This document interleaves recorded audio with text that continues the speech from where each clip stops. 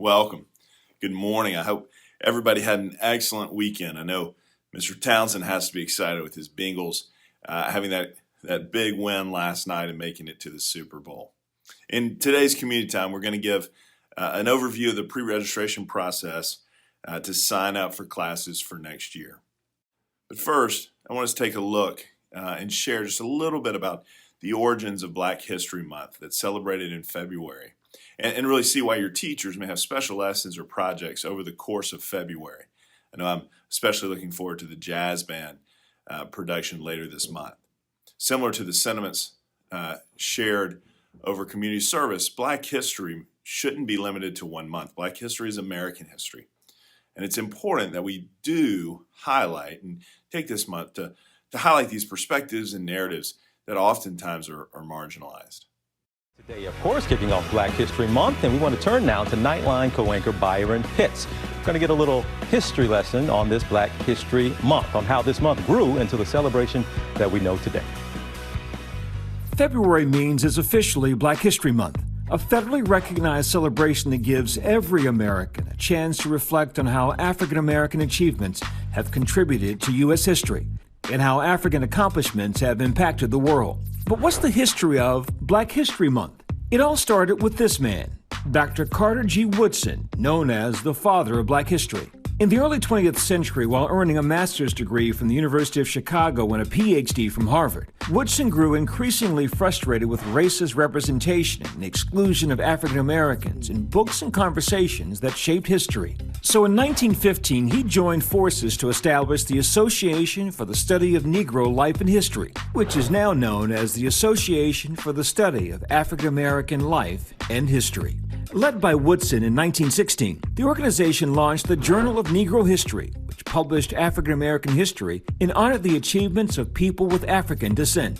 In 1926, on the second week of February, Woodson and the ASNLH organization launched Negro History Week to promote the study of Black history in universities, schools, and the Black community. So why February? Their group originally chose the second week of February to include the birthdays of Frederick Douglass, who escaped slavery to become an abolitionist and civil rights leader, and Abraham Lincoln, who signed the Emancipation Proclamation. The growing awareness highlighted achievements in race pride within the Black community and gave all Americans a new understanding of Black culture. And during the Civil Rights Movement, civil rights workers opened freedom schools in the South, which embraced the week to celebrate the message, among other things. As Black Studies programs spread their movement to universities and campuses across the nation, the week transformed into Black History Month. In 1976, President Gerald Ford officially declared February Black History Month, urging Americans to seize the opportunity to honor the too often neglected accomplishments of Black Americans in every area of endeavor throughout our history. And the rest, as they say, is history. A big thank you to our very own Byron Pitts for that. We also want to give a quick shout out to Dr. David A. Canton, historian and director of African American Studies program at the University of Florida, for his help in bringing the research for that piece all together. February also marks the month that we begin looking at signing up for classes for next school year. There's a bit of process to it, and today I just wanted to go over it with you. We'll be sending out more detailed grade by grade level videos and spending time in advisory and talking with seniors, all to help you with your individual choices as this month unfolds.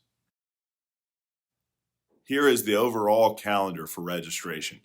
February is pre-registration as we collect the student course requests that allow us to then build the master schedule, which includes all the sections of the individual courses that we will offer.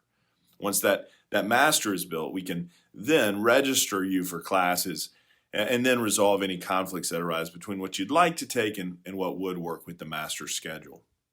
This pre-registration period has already quietly begun as your teachers are working to make approvals for next year's courses.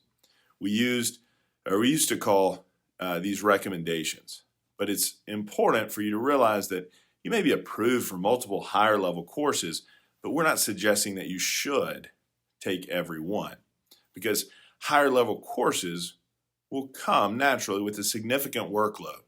And it's important to note that It's a part of the registration process to look at and make decisions just of how you will balance your total workload from all of your courses together, along with anything like extracurriculars such as play performances, athletics, and other outside interests outside of school.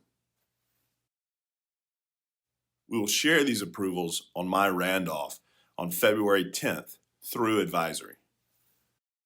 We'll also be sending out several tools at that time to help you find the courses you would like to take. You'll have a brief course offering guide, which will list all the courses by department, a course catalog with full descriptions and prerequisites for all of our courses, and then this year we'll also be sending out a course listing for options by grade level to help clear that up. Finally, the 4-year planning sheet, which will help you see where your courses for next year will fall in the full picture of your high school years. It's also important to make note that if you don't receive an approval that you want for next year, that you, not your parents, not your advisor, but you have the conversation or conversations through the proper channels to see if changing it makes sense. Our philosophy is to preview for the best course for you to find your success, your best possible success.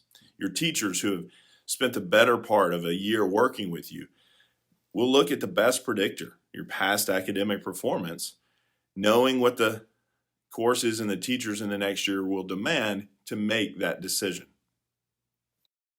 It's for that reason that conversations looking for an approval you do not receive begin with that current teacher in that subject. They know you best as a learner in their class, and they can discuss why the approval was or wasn't made. After talking to them, if you haven't received the approval you're looking for, they will guide you to speak to the teacher of the class you're looking to take next year, as they best know the expectations and what the course will look like that you're wanting to take. Following that, the department chair, and then finally Dr. Green, our assistant head of upper school. All of these people are empowered to change this approval. But it's important that we move in this proper sequence. If at any stage in this line you receive approval, you don't need to go to the next person and your advisor will then work with you to enter the new course in the system with the approval of that person. On February 17th, in advisory, we'll have groups of seniors meet with each underclassman advisory to give advice and answer any questions that you might have regarding courses for the next year or even beyond.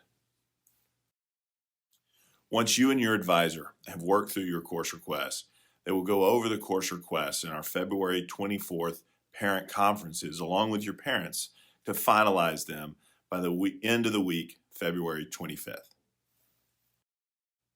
As I said, this is just the overview.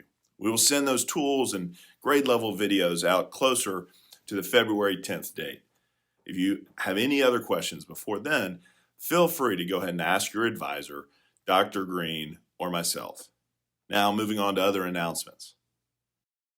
Congrats to the senior class for dominating hoopcoming dress-up days.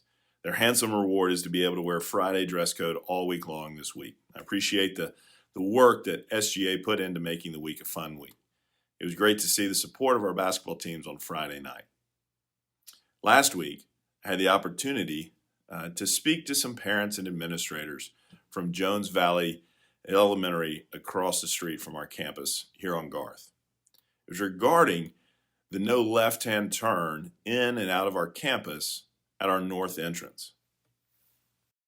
As you can see, there are 2 clear signs placed by the city, not us, not the school, not Jones Valley, but by the city, that clearly show no left turn into our campus at this entrance. Jones Valley parents came to us to complain about the number of students that are cutting them off and that create dangerous situations by ignoring these signs.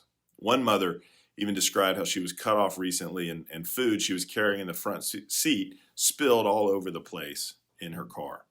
I know it can be a little inconvenient to drive just a little further and enter our south entrance, especially for seniors in the senior lot, but that doesn't change that it's simply the right thing to do. We often talk about building character and doing the right thing, and this is a great example. It may seem small and insignificant, but it has put us in a poor light with our neighbors and raised a possibility of a traffic accident. The drive to the other entrance doesn't take that long, as you can see here. The north entrance wasn't designed for a left-hand turn, as one of our students found out this summer and hit their truck entering campus coming the wrong way. Please observe these signs and do not make this turn when you come down Garth Road from Drake. And the same is for taking a left turn out of that spot onto Garth. And this week we will have our senior nights for our winter sports teams. Indoor track will celebrate Tuesday night and all other sports Friday night at our home basketball games. Congratulations to Colin Greer and Coleman Hawkins for earning a spot at the All-State and District 1 honor bands. This is a great accomplishment. We also want to congratulate Armida Amiri for being named to the AHSAA Student Leadership Team. This group brings together 16 students from across the state to develop leadership attributes and provide voices for students in the State Athletic Association's decision making. Congrats to these students. We also want to say a big congratulations to our bowling team, or our bowling teams, on completing their season. The boys made it to regionals in Tuscaloosa, and it's a sign of the growth of the program to see our teams now consistently making it to regionals, and that's huge. Thank you for your time and attention today. Be excellent to each other. Seniors, you're dismissed.